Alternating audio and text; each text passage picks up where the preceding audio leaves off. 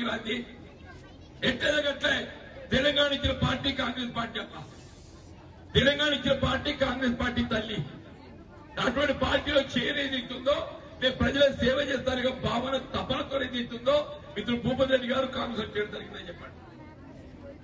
ఆయన అధికారమే కాంక్షించేవాడైతే ఆయన అధికారంలో టీఆర్ఎస్ పార్టీ ఉంది, కాంగ్రెస్ ప్రతిపక్షంలో ఉన్నది.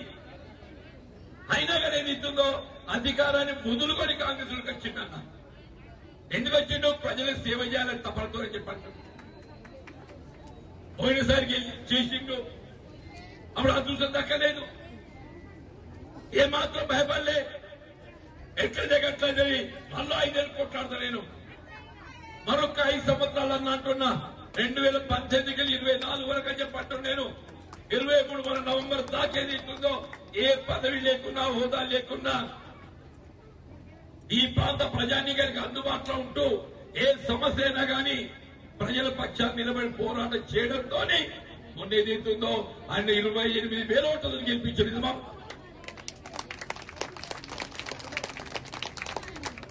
అదృష్టం ఆయన గెలిచిండు, రాష్ట్రంలో కాంగ్రెస్ ప్రభుత్వం వచ్చింది. 2 అయినాయి. ఆయన అదృష్టవంతులు అంటూ నేను ఇప్పుడు ఆయన గెలిచినందుకు రాష్ట్రంలో కాంగ్రెస్ రాకుంటే ఏం కాకపోతుండే. ఇప్పుడు ఆయన ఏదంటే అదైతుందయా భూపతి రెడ్డి గారు ఏదంటే అదైతే తల్లి చెప్పంట. నేను ఇక్కడ ఇంతమంది ఉండగా తల్లులు ప్రభుత్వం అమలు చేసి తలబెట్టే సంక్షేమ కార్యక్రమం కొంతమంది పెన్షన్ వస్తలేదమ్మా,